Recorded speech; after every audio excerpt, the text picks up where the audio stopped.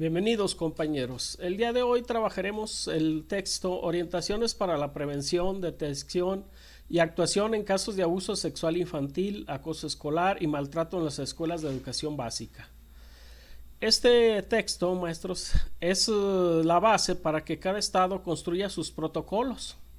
Lo estuve comparando con los protocolos del estado de Zacatecas y prácticamente es el mismo documento. Algunas letras más, algunas letras menos. En este video pues abordaremos única y exclusivamente el caso de abuso sexual infantil. ¿Por qué motivo? Pues porque las acciones que debe emprender padres de familia y maestros pues son muy similares a las del acoso y a las del maltrato. ¿Qué les quiero decir? Que si dentro del abuso sexual el maestro tiene que observar a los niños qué cambios de conducta tienen, pues dentro del acoso escolar pues también tiene que efectuar esa misma acción, salvo algunas diferencias propias de cada situación. Bien, maestros, pues iniciamos, pero antes quiero comentarles que en estas situaciones uno tiene que fijarse un criterio. Primeramente, el maestro no se va a convertir en licenciado, no se va a convertir en doctor, en psicólogo. Nuestra función será la de informar, aunque pues bueno, ya informar implica una responsabilidad muy alta. Sabemos que en las escuelas pues no estamos exentos de la delincuencia organizada y a veces el solo hecho de informar pues nos pone en riesgo. Entonces pues sí es una situación muy difícil la que vive el magisterio en la actualidad. Bien, iniciamos con el marco conceptual. Abuso sexual infantil se refiere a la interacción del adulto que ejerce poder y o control sobre niñas, niños y adolescentes para estimulación sexual de sí mismo hacia el menor de edad y o algún testigo, pudiendo existir o no contacto físico. El maltrato escolar pues es la violencia física, psicológica de un adulto que está en la escuela hacia un alumno. El acoso escolar pues se distingue por tres aspectos. Estos son la intención. Debe haber una intención, una repetición y una duración. Si no se dan estas tres cosas, pues estamos hablando de un hecho fortuito, que no deja de ser malo, pero pues se da sin embargo en las escuelas. El acoso escolar es de tres tipos: de verbal, social y físico. Importancia del desarrollo de las habilidades sociales y emocionales. Estas habilidades es importante que el maestro las trate de desarrollar en sus alumnos en el aula. Es la mejor forma de prevenir el acoso, de prevenir la violencia, de prevenir violaciones. Un niño con inteligencia emocional, con inteligencia social, con todas estas habilidades, difícilmente va a ser un acosador, va a ser un violador. Por ello, pues es importante que el maestro las ponga en práctica, que las desarrolle, que pues haga un poquito a un lado, por así decirlo, el español, las matemáticas y se ponga a trabajar la formación cívica y ética. He checado por ahí los planes y programas en referencia a esta asignatura y traen muy buenas actividades que nos pueden ayudar a fortalecer estas habilidades en los niños. Factores de riesgo y factores protectores. Es aquello que puede prevenir que un alumno resulte agredido o bien trascienda a agresor, en este caso en la escuela. Las categorías de los factores de riesgo es todo aquello que pone en vulnerabilidad a los niños, niñas y adolescentes, y pueden ser personales, familiares, del grupo de iguales, escolares, de la comunidad o de la cultura. Los factores protectores es aquello que potencializa para desarrollarse óptimamente al educando. Y puede ser fisiológicas, socioafectivas, relacionales, lúdico-recreativas y axiológicas. Categorías de factores protectores. Aquí se da en una dimensión personal y son aquellas que nos ayudan a desarrollar en el niño la confianza, el optimismo, el autocontrol, la autogestión. La dimensión social es la gratitud, la ayuda, la colaboración, la empatía. Pero aquí habría que preguntarnos, maestros, ¿cómo las desarrollamos en el aula? Es muy fácil hablar de todos estos valores, de todas estas cuestiones, pero al momento de trabajarlas en el aula es lo difícil.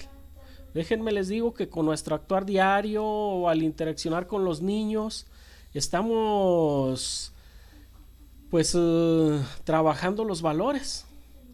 Cuando le gritamos a los niños o cuando los tratamos bien, pues se desarrollan en ellos valores.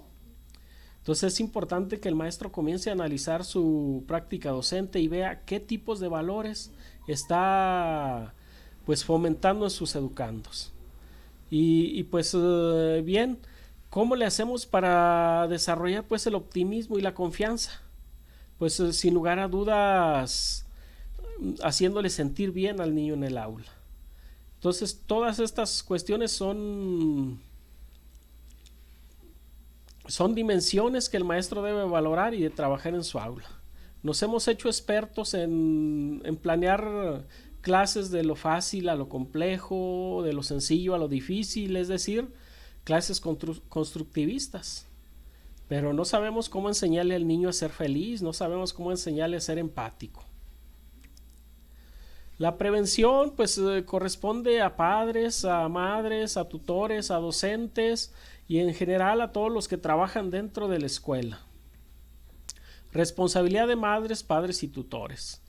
Pues a ellos les compete conocer los documentos normativos y de organización escolar, la información que se dé en las escuelas, observar y estar alerta a los cambios de conducta de sus niños, acudir a la escuela y reportar por escrito una conducta que ellos consideren que no es la adecuada. En caso de llegar a algún acuerdo escrito con la escuela, responsabilizarse. ¿Para qué? Pues para el cumplimiento de este acuerdo. Responsabilidades de los docentes. Bien, a ellos les compete conocer y aplicar estos documentos y además contar con información en derechos humanos para trabajar el plan y programas de estudio, para que todas sus clases pues vayan de acuerdo a estos derechos de los niños. Conocer también la ley general de derechos de niñas, niñas y adolescentes. Observar, al igual que los padres, a los alumnos y estar alertas a un cambio que se dé en ellos. Aplicar todas estas disposiciones y reportar a la autoridad inmediata cualquier situación anómala.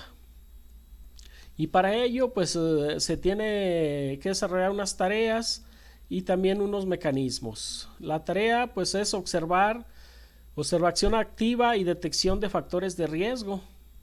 Para esta tarea pues hay mecanismos como son observar constantemente la dinámica de interacción de mis alumnos dentro y fuera del aula, cuando van al baño. Hay que tener las ventanas o las cortinas abiertas para ver lo que sucede en el patio o en otros espacios. Hay que identificar zonas de riesgo. Información y comunicación. Sin lugar a dudas que el maestro debe dirigirse de forma respetuosa a todos los integrantes de la comunidad escolar y en especial con sus alumnos. Debe de escuchar lo que los alumnos le dicen con todo el respeto y la atención debida. De trabajar temas relacionados con la protección y el autocuidado.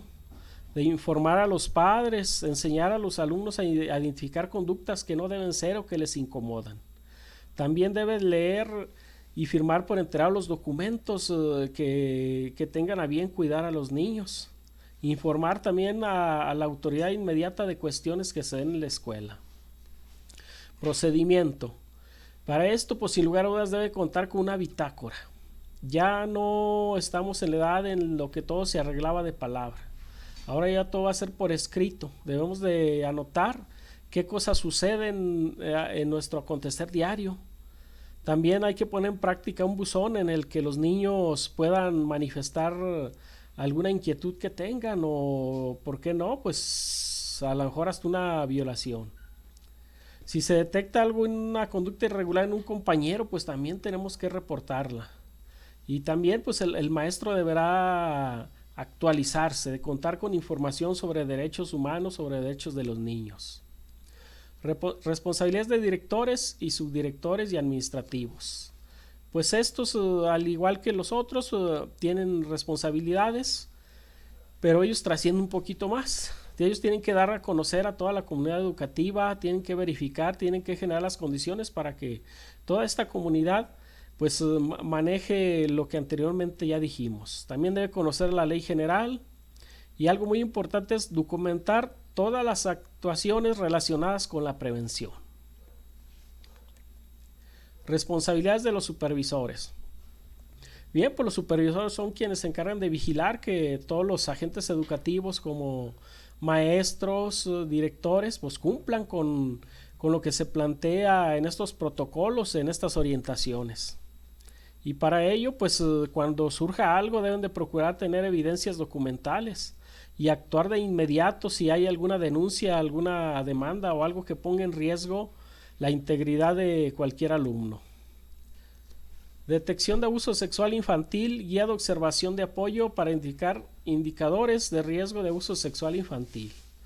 Primeramente, maestros, hay que levantar un acta por escrito. Y en ese escrito, pues hay que evitar interrogar a los niños. Ellos van a hablar y nos van a platicar lo que ellos quieran.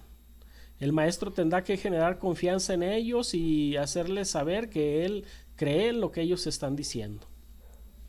En esta acta deberá asignar una identificación, los datos de la escuela, la fecha, el nombre de las personas involucradas, un procedimiento o atención que se le proporcionará a los niños.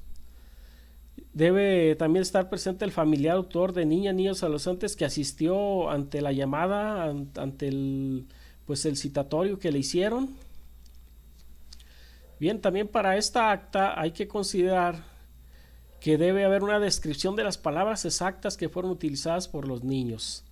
Y estas palabras pues pueden ser groserías incluso. Si el niño dice güey, hay que escribirlo así, güey. No vamos a poner que el niño dijo groserías.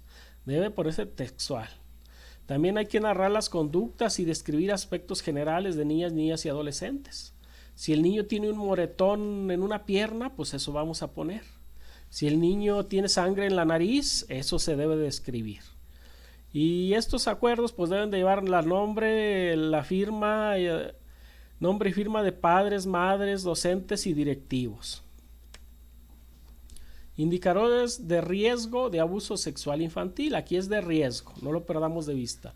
Es cuando el niño tiene temor al baño, sensibilidad extrema, incontinencia urinaria, incontinencia fecal, fugas del hogar, deserción escolar, dificultades para concentrarse en tareas escolares, cambios bruscos en su estado de ánimo.